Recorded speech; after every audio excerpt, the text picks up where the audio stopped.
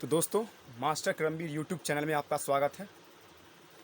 मैं आप लोगों को इस चैनल के माध्यम से जनरल कंपटीशन यानी रेलवे, एसएससी में इंग्लिश को छोड़ के जितना भी टॉपिक होता है सब मैं इस चैनल के माध्यम से आप लोगों को कवर कराऊंगा। जैसे रेलवे का मैक्सिमम टॉपिक, ये चैनल अगर वैसे देखा जाए तो ओनली रेलवे के लिए ही रहेगा, जिसमें हम लोग मैथ पढ़ेंगे, साइंस पढ़ेंगे, फिर उसके बाद रीजनिंग पढ़ेंगे, जितना भी स्टैटिक जीके आता है वो पढ़ेंगे, फिर उसके बाद सामान्य अध्ययन करेंगे, जैसे हिस्ट्री हो गया, ज्योग्राफी हो गया, पॉलिटी हो गया, सिविक, पॉलिटी के बाद फिर इकोनॉमिक्स हो गया, फिर हम लोगों में साइड से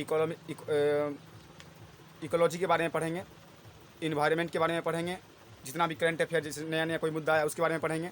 तो मैं आप लोगों को आज मैथ का एक सबसे महत्वपूर्ण टॉपिक स्टार्ट करने जा रहा हूँ, जिसका नाम है नंबर सिस्टम। जैसा कि आप लोग सुने होंगे पहले से भी, नंबर सिस्टम मैं आप लोग को स्टार्ट करने जा रहा हूँ। और रेलवे या बैंक या एसएससी में मैक्सिमम क्वेश्चन अगर जिस सेक्टर से आता है मैथ में, वो रहता है नंबर सिस्टम। चलिए मैं आप लोगों को सबसे पहले मैथ का कितना सेक्टर है उसके बारे में आप लोगों को बता देता हूँ। मैथ कुल मिला के हम लोग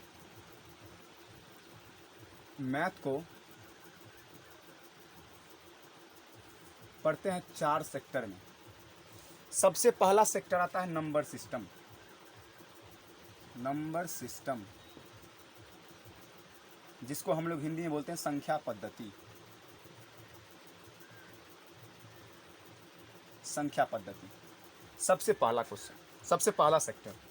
उसके बाद आता है अर्थमेटिक मैथ। अर्थमेटिक मैथ या अर्थमेटिक जिसको हम बोलते हैं अंकगणित।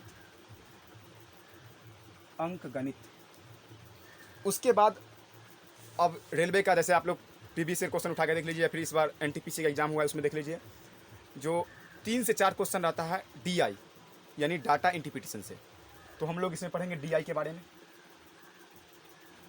डीआई के बारे में, डाटा इंटरप्रिटेशन, डीआई। उसके बाद आता है एडवांस मैथ। हाँ, रेलवे और अपना मैक्सिमम क्वेश्चन यहाँ से भी उठा रहा है एडवांस मैथ से। एडवांस मैथ से थोड़ा बेसिक उठा रहा है एडवांस मैथ। Advance math. तो दोस्तों, जैसा कि आप लोगों को हम स्टार्ट में बता चुके हैं, जो हम लोग आज नंबर सिस्टम के बारे में पढ़ेंगे। तो नंबर सिस्टम के बारे में विस्तार से पढ़ेंगे। एक भी डाउट नहीं होगा आप लोगों को, और जो भी डाउट होगा आप लोग कमेंट में हमको बता सकते हैं, और कमेंट के माध्यम से मैं आप लोगों को जवाब दे सकता हूँ। तो दोस्तों आप लोग देखिएगा, तो मैथ का 4 सेक्टर है, नंबर सिस्टम, संख्या पद्धति, अंकगणित, अर्थमेटिक, डीआई डाटा इंटरप्रिटेशन, और अब एडवांस मैथ। मैं पहले हल्का डिस्कस करता हूँ इसमें क्या सब पढ़ना है हमको। जैसे मान लीजिए नंबर सिस्टम में नंबर के बारे में चर्चा करना है। आप लोग नंबर के बारे में जानते होंगे, सम संख्या, विषम संख्या, लेकिन थोड़ा इससे एडवांस लेवल पढ़ना है हमको। उसके बाद स्थानीय मान, जातीय मान पढ़ना है, इकाई अंक ज्ञात करना है, शून्यों की संख्या ज्ञात करना है। फिर हमको इसी में पढ़ना है, इसी में मतलब मैक्सिमम चीज़ पढ़ना है। और इसमें जातीय मान, स्थानीय मान हो गया, फिर शून्य की संख्या हो गया, विभाजकता का नियम पढ़ना है, भाजकों की संख्या पढ़ना है, मतलब। और इसके बाद फिर जैसे सम संख्या, प्रथम 10 सम संख्या का योग, ये जितना भी टॉपिक है हमको पढ़ना है, इसमें कवर करना है। और अंकगणित में जितना भी आता है, जैसे अंकगणित में आ गया आपको परसेंटेज आ गया, प्रॉफिट एंड लॉस आ गया, डिस्काउंट आ गया। जैसे प्रॉफिट एंड लॉस का मतलब लाभ और हानि, परसेंटेज का मतलब प्रतिशत, डिस्काउंट का मतलब छूट, time and work, time and distance, etc। ये सब अंकगणित में आएगा। आप लोग को डाटा इंटरप्रिटेशन में आप लोग को एक डाटा दे देगा, एक इस तरह का डाटा, और इसमें डाटा के माध्यम से आप लोगों से क्वेश्चन पूछेगा डाटा के माध्यम से। तो देखने में रहता है बहुत बड़ा ही, लेकिन यहाँ से क्वेश्चन मैक्सिमम स्टूडेंट कवर कर पाता है। अगर कोई स्टूडेंट बनाने की कोशिश किया इसको, तो वो बना लेता है क्वेश्चन को। और मैक्सिमम स्टूडेंट इसके क्वेश्चन का जो साइज है ना, उसको देख के डर जाता है। तो हम लोग को सब कवर करना है। उसके बाद एडवांस मैथ। एडवांस मैथ थोड़ा टफ हो जाता है, और मैक्सिमम बच्चा इसी में फंसते हैं। एडवांस मैथ में हमको पढ़ना है, जैसे हो गया त्रिभुज के बारे में, चतुर्भुज के बारे में, बेलन, शंकु। एडवांस मैथ में भी 3-4 टॉपिक, जैसे मेंसुरेशन हो गया, ज्योमेट्री हो गया, ट्रिगोनोमेट्री हो गया, अलजेब्रा हो गया, ये सब पढ़ना है हमको। दोस्तों, मैं आप लोगों को आज नंबर सिस्टम के बारे में कुछ इंट्रोडक्शन देता हूँ, और मैं कल से फिर मतलब अपने अगले क्लास के माध्यम से नंबर सिस्टम को विस्तार रूप में पढ़ेंगे। तो आप नंबर सिस्टम हम स्टार्ट कर रहे हैं, देखिएगा आप लोग।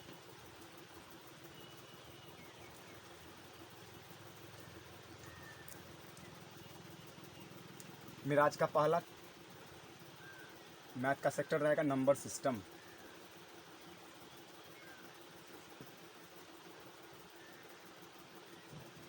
संख्या पद्धति।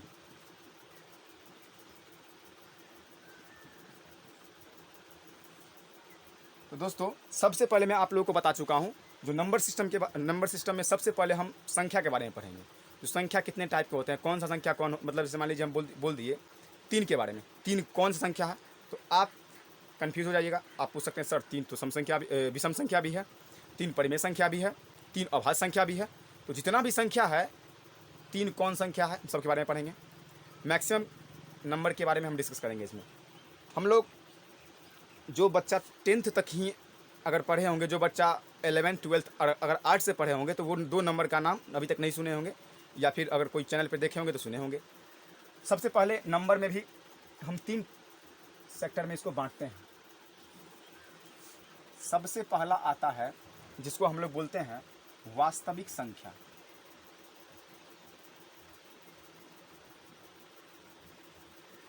वास्तविक संख्या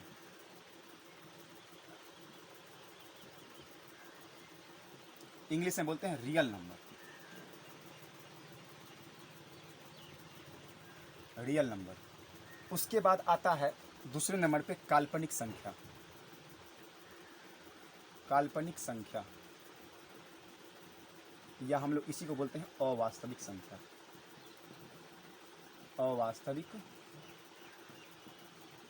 संख्या, इमेजिनरी नंबर। Imaginary number. उसके बाद 3 नंबर में दोनों को मिलाने पर या जोड़ या घटाव में बनता है, जिसको बोलते हैं सम्मिश्र संख्या। सम्मिश्र संख्या, complex number. Complex number. Math का 11th मैथ में एक टॉपिक है सम्मिश्र संख्या। उसमें डिटेल में इसको पढ़ना पड़ता है, लेकिन आप लोग को उतना डिटेल में नहीं पढ़ना है, बस आपको इसका इंट्रोडक्शन चाहिए बस। अब देखिएगा, हम लोग को मैक्स डिटेल में पढ़ना है इसके वास्तविक संख्या को, इसको हमको डिटेल में पढ़ना है। इसमें कौन कौन संख्या पढ़ना है देखिएगा। सबसे पहला प्राकृत संख्या। प्राकृत संख्या जिसको बोलते हैं नेचुरल नंबर। Natural number. फिर उसके बाद 2 नंबर में आता है पूर्ण संख्या, जिसको बोलते हैं होल नंबर।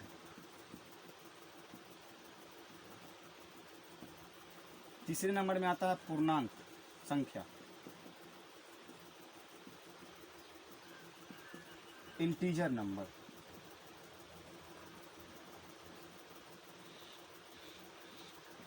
या कहीं कहीं इंटीजर्स भी लिखा होता है, पूर्णांक भी इसको बोलते हैं, इंटीजर्स। 4 नंबर में आता है सम संख्या, इवन नंबर।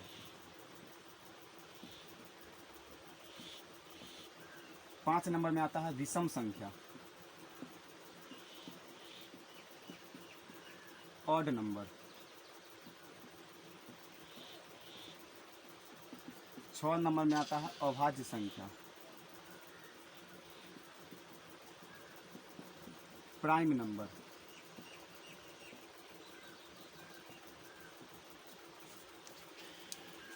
6 नंबर लिख दिए हैं और लिख रहे हैं 6 नंबर, इसको मिटा देता हूँ।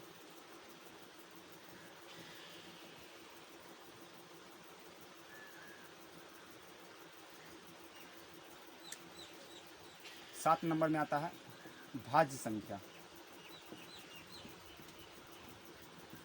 Composite number.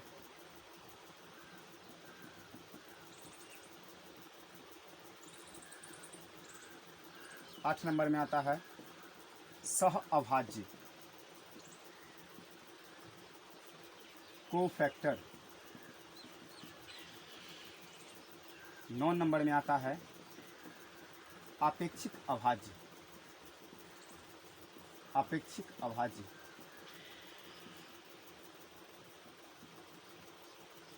Relative prime. 10 number में आता है परिमेय संख्या, रेशनल नंबर।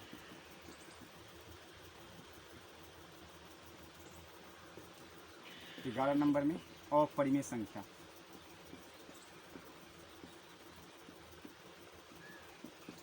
Irrational number.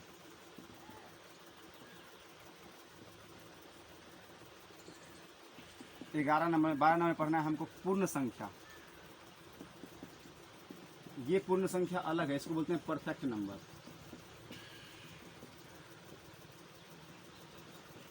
क्योंकि हम दोस्तों, मैं आप लोगों को बता चुका हूँ, जो जितना ही पढ़ेंगे पूरा डिटेल में पढ़ेंगे। तो आज हम मैथ के बारे में इंट्रोडक्शन दिए, नंबर सिस्टम में कौन कौन संख्या पढ़ना है वो उसके बारे में बताए।